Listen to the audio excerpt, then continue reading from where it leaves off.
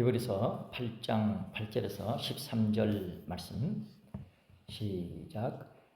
저희를 허물하여 일렀으되 주께서 가라사대 볼지어다 날이 이르리니 내가 이스라엘 집과 유다 집으로 세울 언약을 세우리다. 또 주께서 가라사대 내가 저희 열조들의 손을 잡고 애굽 땅에서 인도하여 내던 날에 저희와 세운 언약과 같지 아니하도다. 저희는 내 언약 안에 머물러 있지 아니하므로 내가 저희를 돌아보지 아니하였노라. 또 주께서 가라사대 그날 후에 내가 이스라엘 집으로 세울 언약이 이것이니 내 법을 저희 생각에 두고 저희 마음에 이것을 기록하리라. 나는 저희에게 하나님이 되고 저희는 내게 백성이 되리라.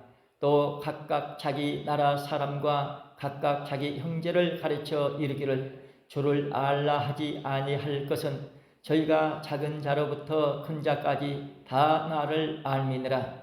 내가 저희 불의를 긍휼히 여기고 저희 죄를 다시 기억하지 아니하리라 하셨느니라. 새 언약이라 말씀하셨음에 첫 것은 낡아지게 하신 것이니 낡아지고 쇠하는 것은 없어져 가는 것이니라. 이는 하나님의 말씀이니라. 아멘. 작은 자로부터 큰 자까지 다 하나님을 알게 되는 축복. 어제에 이어서 계속해서 말씀을 드립니다. 새 언약을 통해 반드시 하나님께서는 본래 목적대로 인류를 구원하시겠다고 하신 강력한 의지를 보여주고 있습니다. 그래서 옛 언약과 다르게 그것은 옛 언약이 부족해서가 아니라 우리 인류를 온전히 구원하시기 위해서 하나님의 말씀을 자기 백성의 마음에 기록하시겠다. 또한 작은 자로부터 큰 자까지 다 하나님을 알게 된다. 그래 예레미야 선지자를 통해서 예레미야 31장 31절에서 34절에 말씀하고 있습니다.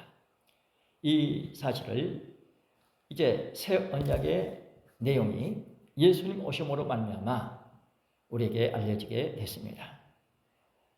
그런데 실질적으로 우리 삶을 보게 되면 새 언약 안에 머물러 있는 사람이 얼마나 있을까? 여기 내 언약 안에 머물러 있지 아니하므로 내가 그들을 돌아보지 아니하였다고 9절에 말씀하고 있습니다. 옛 언약 분명히 지키겠습니다. 언약 이행하겠습니다 했지만은 못했죠. 그래서 언약 안에 머물러 있지 않았다. 오늘 저나 여러분들이 과연 새 언약 안에 머물러 있느냐? 너 새 언약 안에 머물러 있지 아니하면 내가 돌아보지 아니하겠다. 만약에 이런 말씀이 우리 귀에 들려진다고 하면은 참으로 우리는 심각하게 말씀을 대해야 되고 새 언약에 대해서 깊이 알아야 합니다. 그런데 새 언약 안에 머물러 있는 사람, 어떤 삶을 살게 될까? 우리는 믿음의 눈이 열리지 않아서 옛 언약 안에 머물러 있는지 새 언약 안에 머물러 있는지 잘 몰라요. 그러나 아는 사람은 분명히 압니다. 뚜렷해요. 흐릿하지 않습니다. 그래 여기 보면은 내가 그들의 불의를 긍휼히 여기고 그들의 죄를 다시 기억하지 아니하리라 12절에 말씀하고 있죠. 새 언약 안에 머물러 있으면은 불의를 하나님께서 긍휼히 여기신다. 죄를 다시 기억지 아니하신다. 그러니까 이루어지죠.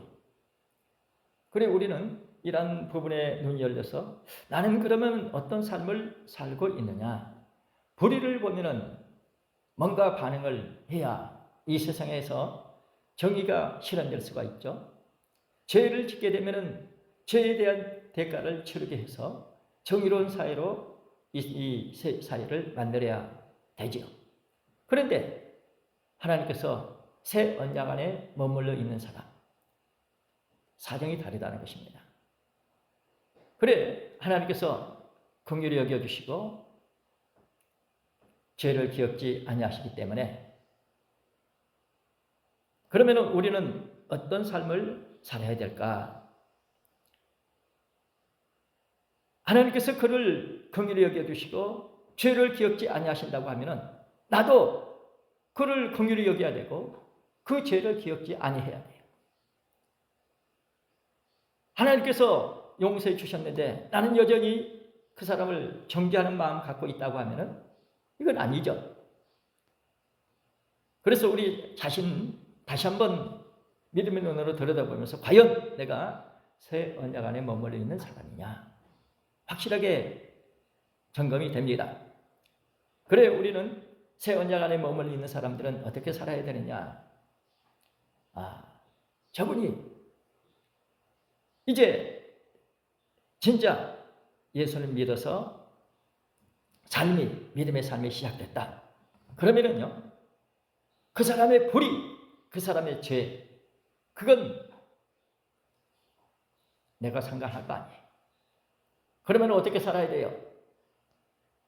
그분이 뜻 안에 머물러 수 있도록, 함께 협력해서 뜻을 받들 수 있도록 우리가 협조해야 됩니다. 불의, 죄 안 믿는 사람들은 그거 기억하면서 이러쿵저러쿵 하겠지만은 우리 믿는 사람들은 온통 그분이 뜻 안에 머물 수 있도록, 뜻을 받들어 함께 협력할 수 있도록 우리가 최선을 다해야 돼요. 뜻이 뭡니까? 하나님의 뜻은 거룩입니다. 어찌하든지 그 사람 거룩해질 수 있도록, 거룩의 삶을 살 수 있도록 우리가 기도해주고 협조하고 도와줘야 돼요. 우리가 할 일은 그거예요. 그러니까 진짜 예수님 믿는 사람은 정죄의 대상은 없어요. 아무리 불의를 행하고 아무리 죄를 지어도 정죄의 대상은 없어요. 사랑의 대상밖에 없습니다. 그 사람이 뜻 안에 머물 수 있도록, 거룩 안에 머물 수 있도록, 그리고 뭘 하게 되면 그 사람이 협조해서 하나님의 일을 할 수 있도록 우리가 권고하고 도와주고 이끌어야 됩니다. 그러므로 오늘 말씀에 축복받은 저나 여러분들은 새 언약 안에 머물러 있기를 힘쓰시기 바랍니다. 새 언약 안에 머물러 있지 않으면 내가 너를 돌아보지 않겠다, 이런 음성이 들려진다고 하면 큰일 나잖아요. 그러니까 다시 한번 각성하면서 믿음의 눈으로 내 자신을 들여다보면서 아버지, 나 이렇습니다. 이렇게 믿는다고 하지 내 삶이 이래요. 때로는 나도 모르서 입술로 또 내 생활로 또 이렇게 마음으로 이렇게 참 합당치 않는 그런 모습이 많이 있습니다. 솔직하게 고백해야 기도해야 됩니다. 고백하면서 기도해야 돼요. 이걸 제대로 하지 않기 때문에 전진이 없는 거예요. 참으로 안타까운 현실이죠. 그래서 기도하는 것입니다. 말씀과 기도로 거룩해질 줄로 믿습니다.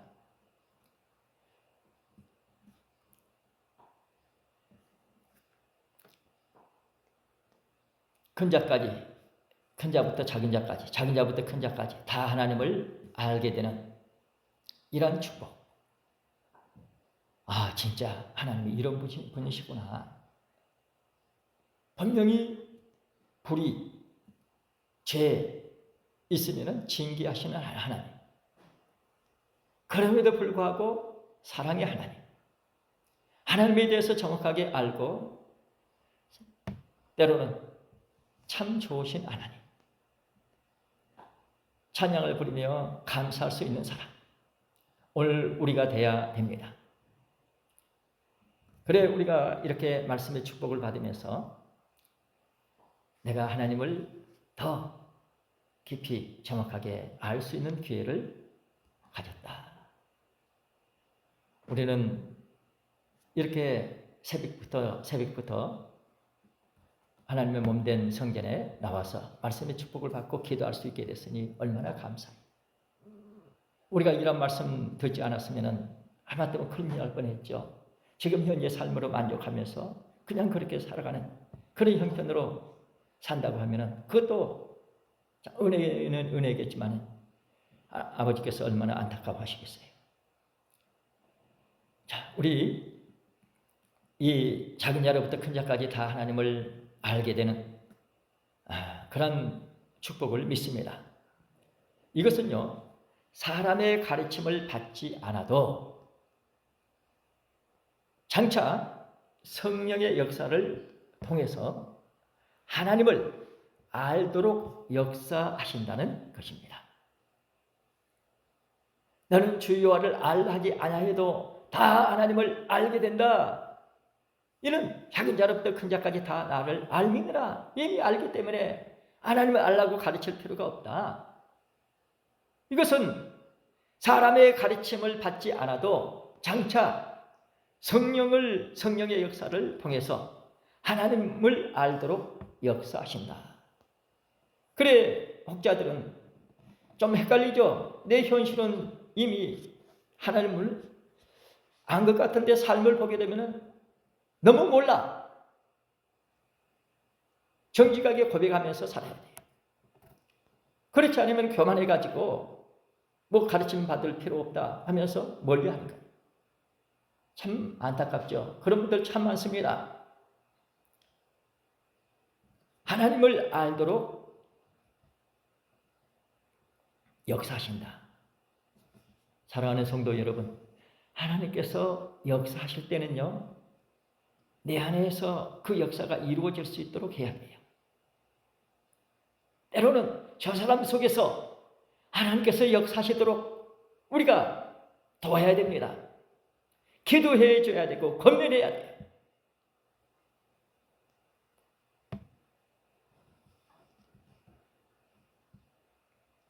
하나님께서 저나 여러분들에게 기도의 사람이 되게 역사하실 줄 믿습니다.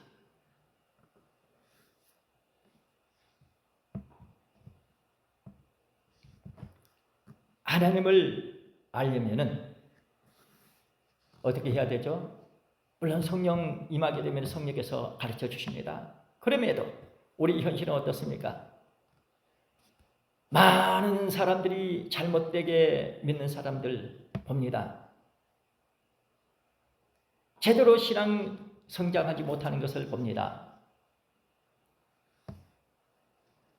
성경대로 알아야 됩니다. 하나님을 알려면은 성경대로 알아야 돼요. 그래서 예수님께서 요한복음 5장 39절에 너희가 성경에서 영생을 얻는 줄 알고 성경 상고하거니와 이 성경이 곧 내게 대해서 기록했다. 그러니까 성경을 알아야 예수님을 알아요. 예수님을 진짜 알게 되면 하나님을 진짜 알게 됩니다. 성경을 아는 것이 중요합니다. 그래, 많은 사람들 믿기는 믿지만은 성경대로 믿지 않는 그런 모습을 통해서 때로는 방해하게 되고 때로는 참 비방의 대상이 되게 하기도 합니다. 그래, 성경 말씀 붙잡고 기도해야 할 줄로 믿습니다. 성경 말씀 붙잡고 기도할 수 있도록 도와줘야 돼. 성경을 벗어나게 되면은 내 생각이 앞설 수가 있고 성령 충만한 것 같은데 결과적으로 보게 되면은 참 낙심될 때도 있고 때로는 잘못된 부족한 그런 부분이 드러날 때가 많이 있잖아요. 심지어는 찬송 부를 때조차도 곡조 있는 기도를 드리는 시간인데도 집중하지 못하는 그런 데 얼마나 많습니까? 성령 충만의 같은데 삶을 보게 되면 택도 없어요. 너무 부족해. 솔직하게 우리는 고백하면서 살아야 됩니다. 그래서 하나님을 알도록 하나님께서 성령께서 역사하실 때 성경 읽고 하나님을 정확하게 알아야 됩니다. 성경대로 알기 위해서 기도해야 됩니다. 성령께서 그렇게 시키실 줄로 믿습니다. 우리 부족하기 때문에 부족함을 채워주시기 위해서 역사하셔요. 자, 우리 요한복음 14장 26절 보십니다. 요한복음 14장 26절 말씀.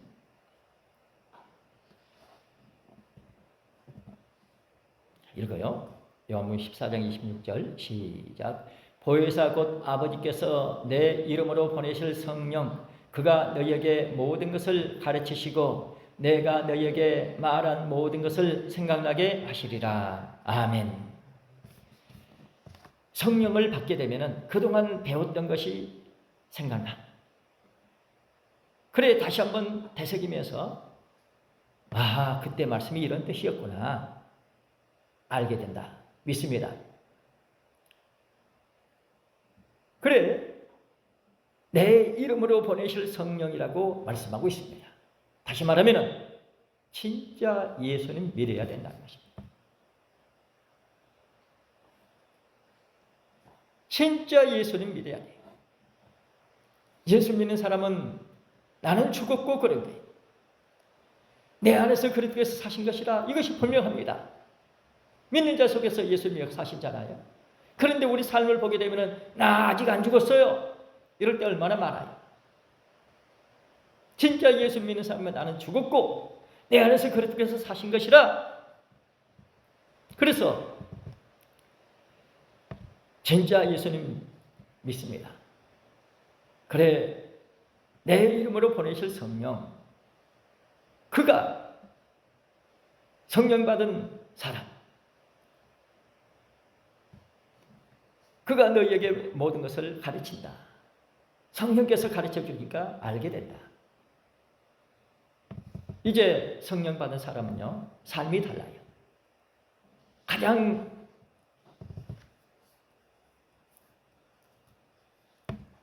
크게 드러나는 특징이 뭘까요? 삶이 깨끗해요. 삶이 깨끗해요. 성령 받은 사람. 모순이 없습니다. 그런데 우리는 많이 부족하잖아요. 모순이 있을 때 많아요. 그러니까 기도하는 거예요.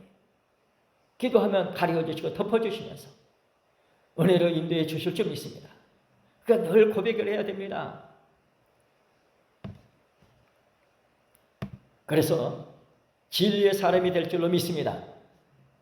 진리의 사람이 된다. 얼마나 축복입니까? 오늘 이 시간 이런 말씀들을 되새기면서 함께 기도합시다. 모든 시작과 진행 마침까지 하나님이 하십니다. 100% 하나님이 하셔요. 그런데 하나님은 약속을 이행하시더라. 약속의 내용이 구약과 신약이죠. 우리가 그 내용을 알게 되면 약속의 당사자가 될 수 있어서 그 약속 성취될 때 내 안에서 성취될 수 있습니다. 그래 우리는 그런 참 약속 내용을 알고 기도하면서 내가 축복을 받고 충성해야 되겠습니다. 이 시간 우리 함께 기도할 때 지금까지도 은혜 가운데 살아왔거든요. 이렇게 여기까지 이렇게 돌봐주시고 은혜로 역사해 주신 감사하고 감사 기도 올리면서 오늘 또 말씀을 통해서 다시 한번 깨우쳐 주신 거 참 감사하면서 그렇다면 내가 앞으로 어떤 삶을 살아야 될까? 명확하게 과거에 흐릿했다고 하면은 이제부터의 삶을 명확하게 이제 하나님께서 원하시는 그런 축복의 삶을 살아갈 수 있도록 내가 진짜 예수 믿느냐? 예수 믿으면 분명히 성령을 보내주시는데 성령 받은 사람은 어떤 삶을 살게 되느냐? 그래서 분명하게 말씀대로 우리가 기도하는 가운데 거룩해지는 그래서 말씀대로 진리의 사람이 될 줄로 믿습니다.